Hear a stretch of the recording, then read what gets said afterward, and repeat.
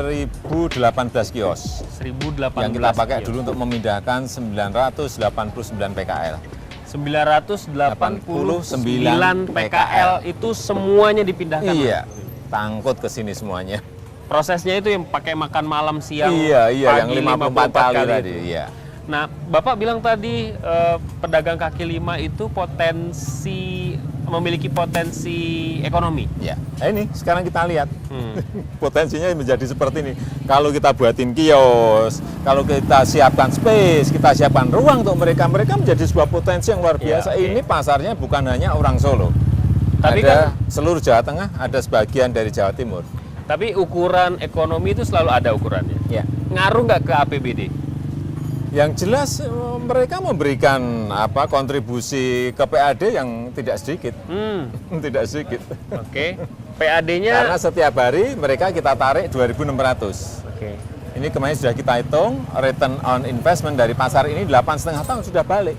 Nah, ini menariknya begini, mereka datang ke sini tidak dipaksa, mereka dengan sukarela, dengan konsekuensi mereka membayar setiap bulannya, Setiap harinya 2.600. 2.600. Ya, jadi tidak disuruh membeli kios, tetapi setiap hari membayar 2.600. 2.600 selama 8,5 tahun. Sangat-sangat ringan ya. Iya.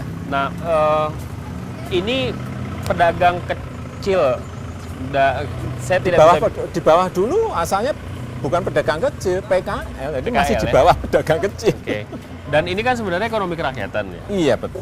Dibanding dengan sektor lain misalnya pariwisata gitu, atau apapun lah, pedagang seperti pedagang pasar ini memberikan sumbangan yang signifikan nggak?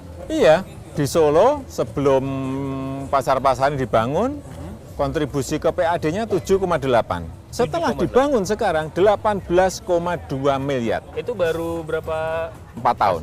Baru 4 tahun. 4 tahun. 18,2 miliar. Padahal hotel hanya 6 miliar. Oke. Terminal hanya 2 miliar. Parkir hanya 1,8 miliar. Reklame hanya 4 miliar. Jadi ulangi lagi bahwa selama 4 tahun kalau misalnya digarap secara serius itu bisa meningkat 2 kali lipat. 2 kali lipat lebih. 2 kali lipat ya. 7,8 ke 18,2. Ini ekonomi kerakyatan seperti ini. Iya. Pedagang pasar dan seterusnya. Betul. Kita tanya siapa pedagang. Ini Bapak pedagang di sini. Yang mana, nanti Pak? yang anu aja. Nanti saya anukan yang dulu yang tokohnya di sini, namanya gitu. Mbah Latif, tapi mungkin sebentar lagi datang. Ini Kita lihat. selain pasar ini, Pak, pedagang kaki lima Bapak katakan relokasi sudah 62%. Kebanyakan mereka Bapak bangunkan Kesana, pasar. sambil jalan. Iya. Bapak bangunkan pasar. Jadi pasar lama dibangun menjadi pasar baru. Oh, yang ini enggak, ini pasar baru total. Oke. Tapi Ini selain dulu lahan, itu, kemudian dibangun total. selain itu ada pasar lama yang dibangun. Iya, betul, ada. Dan pihak swastanya berapa banyak yang terlibat? Yang ikut membangun, join dengan Oh, pemerintah? enggak, semuanya dari APBD. Tidak ada yang dari investor, enggak ada. Ada uangnya Pak APBD Pak? Ada, cukup, bisa. Nyatanya selama 5 tahun ini kita bisa bangun 15 pasar. Baru. 15 pasar selama 5 tahun? Iya. Dari APBD? Dari APBD. Tanpa swasta? Tanpa swasta, tanpa investor. Karena kalau kita menggunakan investor, Ya. artinya apa? Pedagang nanti bayar masuknya. Betul. Ini masuknya gratis. Nah ini yang kok. kadang jadi polemik di daerah lain barangkali ya. Pembangunan pasar melibatkan swasta.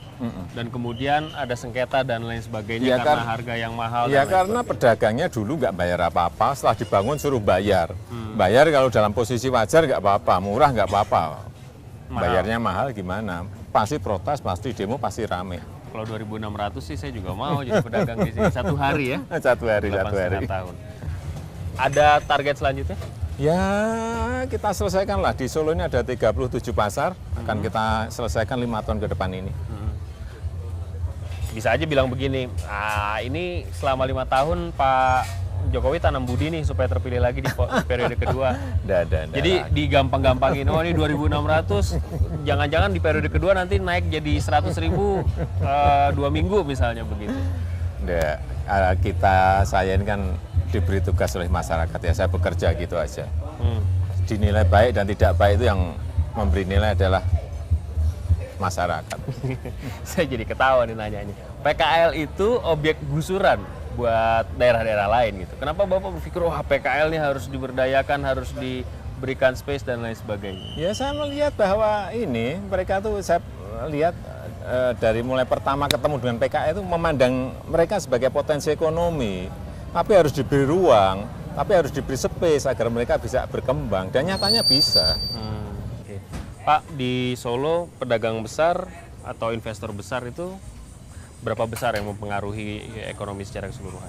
Ya banyak, paling banyak 10% lah. Yang lain ya ekonomi kelas bawah seperti ini, ekonomi kerakyatan seperti ini. Karena itu harus diberdayakan. Iya, baik pengrajin batiknya, pengrajin sangkar burungnya, kemudian PKL-nya, pasar tradisionalnya, industri rumah tangganya, industri mikronya, banyak sekali.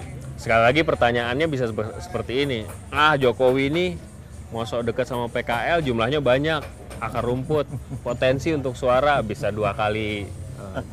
Lah kalau yang memberi perhatian bukan kita, siapa lagi gitu loh. Siapa lagi? Dibiarin aja mereka. Pendekatan yang Bapak lakukan terhadap PKL belajar dari mana Pak? Karena nggak ada prototip. Ya, di lapangan lah, di lapangan. Asal sering ketemu dengan PKL, asal sering ketemu dengan mereka, ya kita tahu problem mereka apa, masalah mereka apa. Masalahnya pejabat jarang ketemu sama mereka. Nah kalau saya paling di kantor kan hanya 30 menit kantaran. Ya kita bisa ngerti sebenarnya rakyat kesulitannya apa, kesusahannya apa yang harus kita lakukan. Mas, ini salah satu ya? Siap. Di sini. Ini ya, jualan apa Mas? Saya ekspektasi sepeda motor. Spare part Ambil sepeda motor. aksesoris sepeda motor. Mas siapa namanya? Ferry Setiawan. Mas Ferry. Mas Ferry kenal sama Pak Joko? Bapak wali kota kita, Bapak Jokowi. Waktu mau direlokasi sempat nolak nggak? Mau digusur? sekali. Mau digusur? Mau digusur, Mau kita digusur. sempat sekali. Gimana nanti mendatang nasibnya. Kebetulan Pemkot punya inisiatif sendiri, punya wacana sendiri, kita dipindah lebih baik dari yang dulu. Jadi nggak sempat ketemu Satpol PP? Sempat ketemu, sempat bersikeras. Oh gitu. Iya, Sempat gusur, mau digusur? Rame. Rame sekali.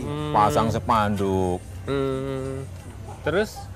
pasang spanduk nolak, kemudian hampir berantem. Warga kami menolak direlokasi ke Pasar Semanggi, Kritianoto Harjo. Nggak ada yang mau. Alasannya kenapa? Karena yang di sana udah begitu rame, Pak. Oh gitu. Di Takut sana- kehilangan. Iya, di sana udah 20 tahun, sudah berjalan baik, omsetnya ya juga sudah mapan. Nah, kok kita goyang-goyang ya kan Kalau ketak dipindah ada. kan punya was-wasan, wah kalau sepi apa rame kan. Itu. Kebetulan tidak di sini lebih baik. Waktu pertama kali diajak sama Pak Joko, curiga nggak?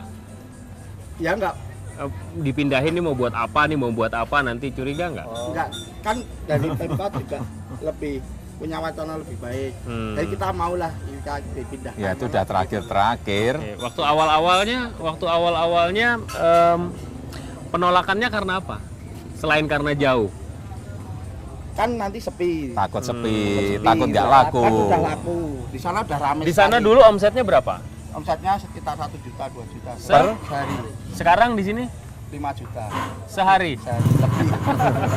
Lebih bagus. Lebih Lagi bagus. pula kiosnya gratis sama Bapak Wali Kota. Bayar 2.600 katanya. Iya. Dari distribusi. Ini Itu kios. sama juga gratis dong, Pak. Iya, sama iya. juga kan. Iya. Dengan 2.600 ya, kios semacam ini dibandingkan yang dulu bagusan yang mana? Bagusan yang ini. Oh Yang kan dulu cuma tuh trak-tak. hanya Trak-tak, pakai bambu-bambu iya. gitu. Mas bukan tim suksesnya beliau kan waktu Bukan, periode tapi KL resmi dari sana. Makasih ya, sukses. Tim Siap. Itu kan biayanya besar, Bapak bilang dari APBD semua. Iya. Trennya sekarang begini Pak, APBD dekat sama rakyat, terus tiba-tiba di belakang hari korupsi.